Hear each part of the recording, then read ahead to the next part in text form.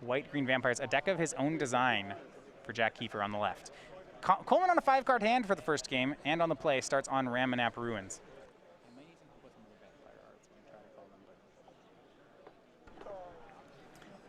And turn 1, we have a dual land, one of the dual lands here for Jack Kiefer. He does now have Sun Petal Groves in the deck, which could help. This one, a Scattered Groves. Yeah. Kerry Zev is going to go ahead and be the play. Jonathan's going to be reading most of these cards, as are we, as Jack starts off with vampires. I believe this is our Adanto Vanguard. All right. This is not a spot where it is good to make it indestructible. Well, just against red in general, you don't. I mean, it's still fine, right? It's a 2. It's basically a 3/1 for 2. That's a fine rate. Block your Regavan. Activate my Vanguard. Yeah, he'll take 3 because see that play takes 5 instead of 3, so it's better to not block. Yep. He does play Rishkar though. Vanguard, that's one we know. Much better on offense than defense, as it does get to attack with +2.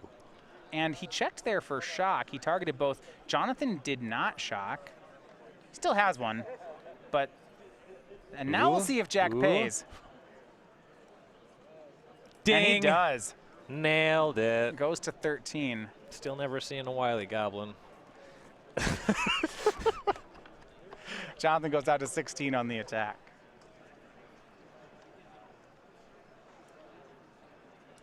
And we'll see a Braid on Rishkar. That'll take care of the blocker and an attack for 3 more. Jack down to 10. 6 off that carries Evan, 4 more off his own Vanguard. Yeah, and that Abrada was bad news for Jack for sure. He wanted to use that to block the Regavan. Well, he will get another Scattered Grove, and now has, for 3 mana, we're just, for Jonathan, going to go ahead and pick up again. This isn't even a new card. Yeah. This is Thopter Arrest, right? I don't know. Thopter Arrest will take care of Kerry Zev, and he'll attack in for 4. That's one we just haven't seen very much of. No. So Jonathan down to 12.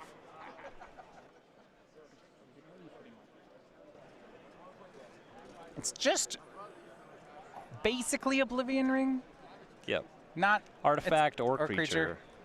A slightly worse one. Or I guess Banishing Light, so we call that now. Banishing Light could hit Planeswalkers. Right. And enchantments. This one's a little worse. Yeah. A Braid from Jonathan. How many life points does Jack want to pay? I would not be super into going to 6. It's his only pressure, but Coleman's life total is just too high, I think, to pay the cost here. How many cards do you want to let Jonathan convert into 4 damage burn spells? Unless Jack is untapping and gaining just like an unreal amount of life from here. Yeah, I might let him. Ooh, going to 6. It's still alive. No fear in the young Jack Kiefer. Draws another land. Angel of Invention. Okay, that is a good reason to keep your creature alive. I suppose stuck on 2 lands, Coleman's not going to kill Jack on the following turn, and Jack will start to gain just a stupid amount of life. It actually fabricates to make servos, but now it's an attack for 5. Jonathan will go to 11. I suppose you want to split them up. You don't want to just have the Angel abraded down or hit by a lightning strike right away. You can keep up the pressure even in the case of that. Yeah, actually, we missed 4 points of damage there. So Jonathan, that hit didn't bring him to 11. It brought him to 7. He's going to go ahead and still not his land, and he'll scoop them up as Jack Kiefer takes game 1. Those numbers are pretty different. And even at 11, it might still be a scoop there, right? Angel Invention. Yeah, so it actually is 11 power still on the board. 4, 5, 6, 7, 8. I don't know where I was counting from. 5 from the guy. 9, 10. Servo to 7. 11. Servo to 9. 11 exactly. Yeah. Easy enough. Jack Kiefer, white-green vampires. Winning the first one. Okay, so when you say green vampires, that's where like, wait, there's supposed to be a white-black tribe. Why do we play green? So what is he getting out of green? Looks like we have some feral prowlers. That's got to be a green card. Yeah, well, so in the main he has Rishkar, what is it? Rishkar, Ovia Pashiri. Merfolk Branchwalker, not exactly a vampire. That's the 2-mana 2/1 that explores, if I'm not mistaken. Okay. So he's got some 1/1 counter synergy going as well. That taps for green if you have a Rishkar, so that's neat.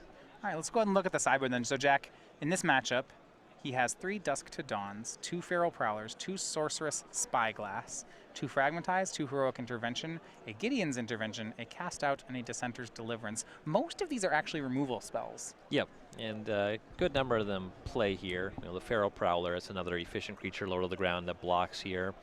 There's a chance that you want Gideon's Intervention just to hit some of the big things. You can deal with Hazoret with that one. Cast Out for the same reason. Probably too expensive to play Heroic Intervention in a matchup like this. It's got to mostly be for opposing Fragmentized decks. Yeah, I mean, Feral Prowler for this matchup, Yeah. the 1/3 dies, draws him a card. Great. It's a cat, not a vampire. Nothing you really want to hit with Sorceress Spyglass here. You can turn off Chandra, Torch of Defiance. That card's only fine against Jack's deck. Right. In a lot of ways, he's counting on his main deck cards to do a lot of work here. For a white deck, I'm actually was expecting a little more life gain here or something out of the sideboard, but his deck's built in such a way where I believe this may just be a good matchup for him to start. Yep. It's very low to the ground. Coleman's sideboard, 3 Glorybringer, 3 Rampaging Ferocidons, 2 Chandra's Defeats, 2 Chandras, 2 PNLRs, a Vance's Blasting Cannon, a Sweltering Suns, and an Aether Sphere Harvester. Ferocidon, that's something we haven't seen much of yet. Yep, really into that one. 3 mana, 3/3 Menace. Players can't gain life. When a creature enters the battlefield, that creature's controller takes a damage. Yeah, that one's symmetric, but that's just fine on Jonathan's Yeah. side. Well, it's asymmetric in that Jonathan wasn't going to gain any life. Sure. The damage That ability is part's symmetrical. good. So I do really like that. It's a fine spot for Glorybringer. Jack's deck possibly a little too efficient for that one to be leveraged properly. In a lot of these creature matchups, Aether Sphere Harvester is fine. Yeah, I'd expect that to be true here as well. Jack's deck's not actually, doesn't make a 5/5 very easily. He doesn't push power through one. Yep.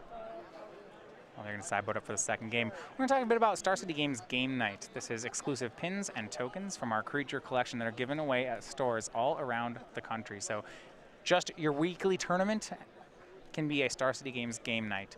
Your store can sign up for that. So the pins we are giving away starting next week, October's going to roll around. We're giving away the Vampire Night Fox. We're talking about that one, also part of the creature collection, our 2/2 flying, well, vampire creature here. That's given away in October. In November, you can go ahead and win as a prize the Tarmogoat, the 0/1 goat that also is a Tarmogoyf. And then we just got to show this one earlier for December. The December promo is going to be the Akrokan Crusaders, right out of Theros. It took him a while, but he hopped his way to the battlefield here and to game night. I got a little hung up on the Akrokan Crusader last time. I do want to say that I really admire the elegance of the Tarmogoat because there are 0/1 goat tokens. And there's a 0/1 Tarmogoyf is arguably the greatest creature of all time, and it starts as a 0/1. When there's a rest in peace in play, would you call is it fair to refer to your Tarmogoyf as a Tarmogoat? I sure hope my Tarmogoyfs are in my sideboard if my opponent is casting rest in pieces. Yeah, but then it's definitely a Tarmogoat. When it's a 1/2, it can call it a Tarmo Squire. We boarded that one out against Miracles.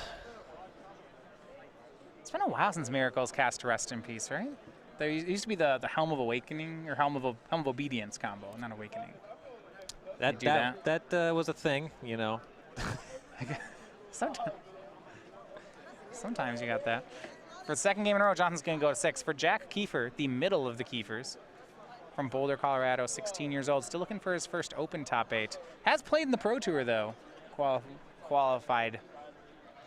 And on a robotics team, the Rocky Mountain Pirates. They have won the World Championships twice. I like the name. It's good. All right, Jonathan keeping on 6, and we are underway. No 1-drop on his side. Checkmark card with a lot of Sharpie on it. Here comes Legion's Landing. Legion's Landing. So this is the legendary 1-mana enchantment. It basically is a 1/1 lifelink vampire for 1. When it enters the battlefield, you get a 1/1 vampire. However, when it attacks with 3 or more creatures, it transforms into a land. And we'll talk about that one when it happens. Earthshaker Kenra is the swing from Jonathan. It'll hit for 2. I do like the idea that you have a 1/1 lifelink card, though, against red. That is a scary thing to start on. There's actually a lot to like about Legion's Landing. In this matchup, you get this lifelinking creature. Against control decks, the actual transformation is very significant. Sure.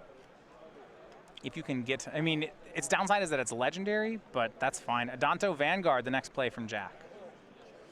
2 creatures, 1 more, and we might see this transform. I guess there's also not really a downside. With most of these legendary enchantments, you wouldn't want to play a second one. But if Jack had a second Legion's Landing, you could just cast it. There's not really, you're not losing anything.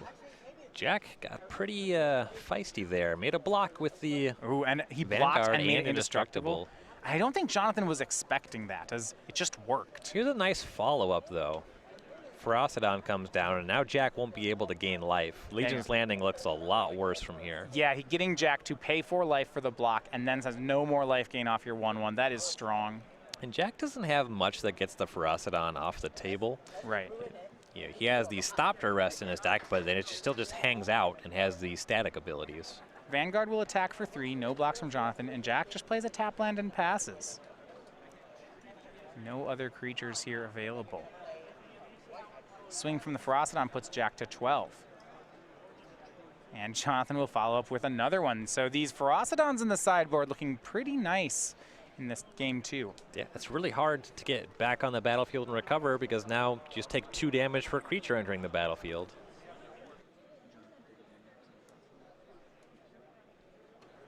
Jonathan taking a damage off that one. Remember, the Ferocidons trigger off anyone playing a creature. So right now, every creature that is played, its controller will take 2 damage. And that's really going to change how this game works out. Mm-hmm.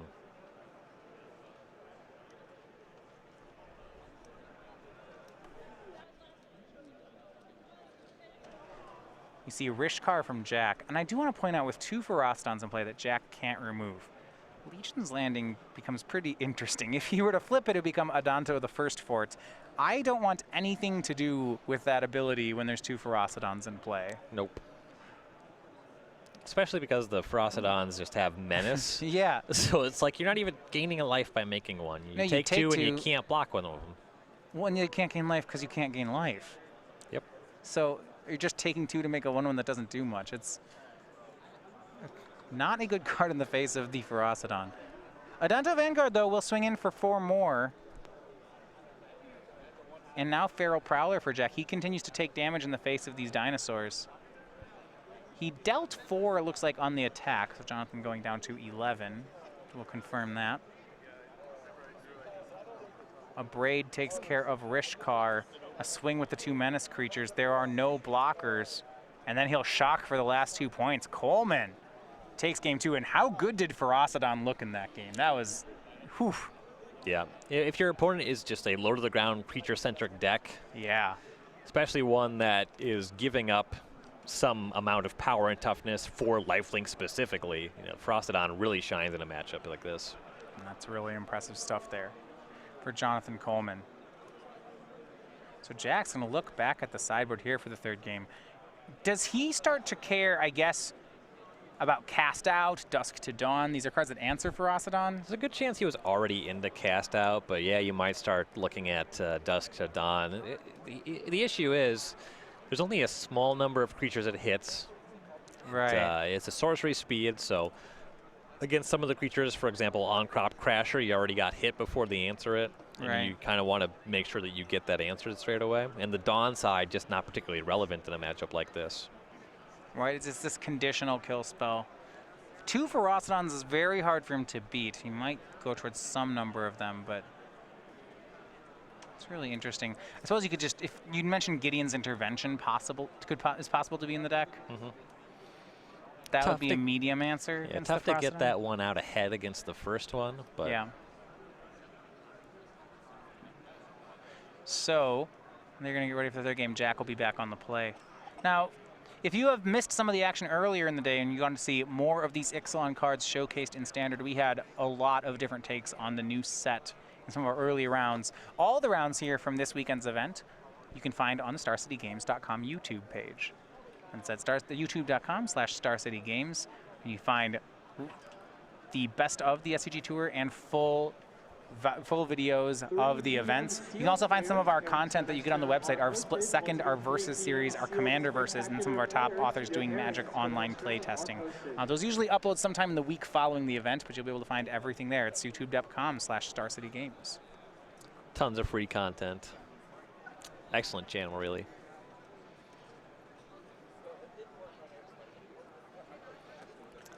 Jonathan has yet to, he's been on mulligans, at least one mulligan for both of the first 2 games. The red deck does a reasonable job of mulliganing. Obviously, it's one of those decks where a lot of your wins are cobbled together with Shock and Lightning Strike.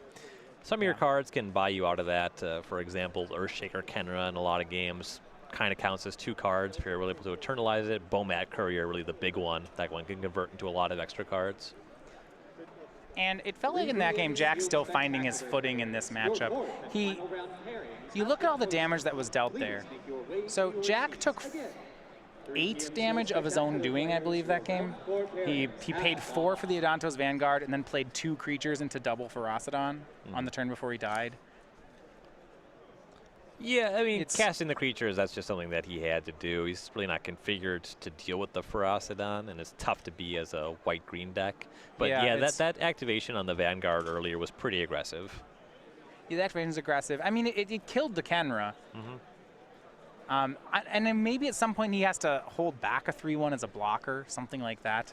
Be interested to see, you know, he took the aggro posture that game, and I'm not sure how well it served him. Yep. You see turn 1, Legion's Landing for Jack Kiefer. Coming off of a desert this time, though, so it's going to take 1 life, the Sheffet Dunes damaging him. Yeah, my bigger concern there is that if that's his turn 1 play, to play Sheffet Dunes, how many lands are actually in this opener? Looks like he has a forest, so, you know. Okay. Can cast some green spells, but his deck is primarily white. Yeah, he'll go back up to 20 from the Lifelink Vampire. Forest. And that's our Merfolk Branchwalker, I believe. It will explore. Put Adanto's Vanguard in the graveyard and become a 3/2. But that'll be a hit by Shock from Coleman. I was a little surprised that Shock's in Jonathan's hand. I thought he might Shock a 1/1 lifelink, but now this explains it. He has Carry Zev in his hand, thinking he can just block instead. Yep. Yeah, not terribly worried about the 1/1. There's a white source that doesn't cause damage. Jack will draws a Plains for the turn. And 2 more cards. He's got Adanto Vanguard, it looks like there. And Duskborn Sky Marcher. And his deck is you're right, it is very low to the ground. Yep. This is the 1/1 flying for white and tap. Target attacking vampire gets +1/+1 until end of turn. Not the most appealing of abilities. I think it's mostly just a 1/1 flyer for 1. Yep. Just a 1-mana creature that makes it easier to flip Legion's Landing. Yeah. Flying steps of Suntail Hawk, Lantern Kami.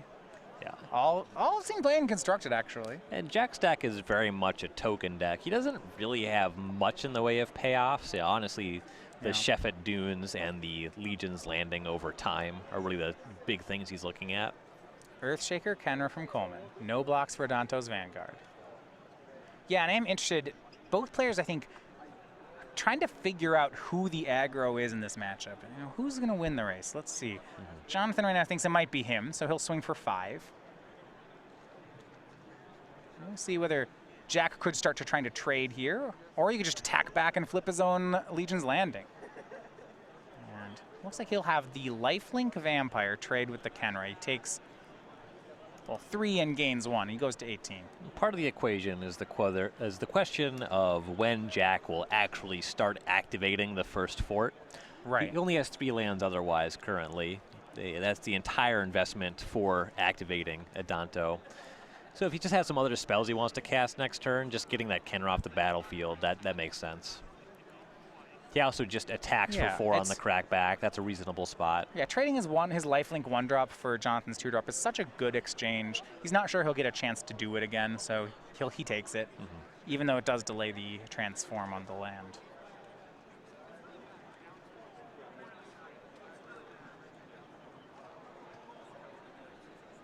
Confirming here. And ooh, okay. As our legendary we have Mavrin Fane, Dusk Apostle. I mentioned our legendary vampire here. Here's one of the payoffs for the deck. And when you attack with a non-token vampire, you get to make a 1/1 lifelink vampire token, though that's that not would going have to been happen. so nice. Not going to happen. Shock takes care of it. So the attack will just be for 4 on the way back from Jack. I think Jack's other last card is Rishkar, so we have the option to try to go for the vampire that turn or go for the Rishkar. Just try to go for the damage there. Both the creatures in play for Jack are vampires, so would have triggers there. Looks like we see, I believe, a Hazaret, and then we get an attack for 3 from Jonathan. Coleman, unfortunately, 2 cards in hand. Okay, I was going to say, yeah, didn't attack that turn, but it is the Invocation Hazaret. Rishkar, last card in hand for Jack. We'll put counters on both his creatures. Swings in for 6. Jonathan down to 9. No cards in hand for Jack. He needs to survive.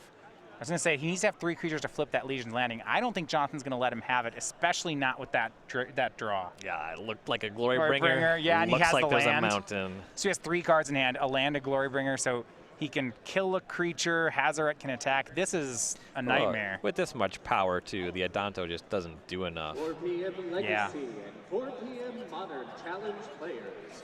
It is land Glorybringer. I like Jonathan's situation here. Make your way to your seats again. And yeah, interestingly, Jack had this turn 1 Legion's Landing, which I think should be very good in this matchup. Jonathan actually had enough removal where he's kept Jack off it all game. And yeah, here's Glorybringer, down to 1 card in hand is Jonathan. A full swing, an exert, makes Ragavan, kills Rishkar, and this is just gonna do some real good work. Rishkar's down, there are no blocks. This is a swing for 12. Jack's gonna go to 1.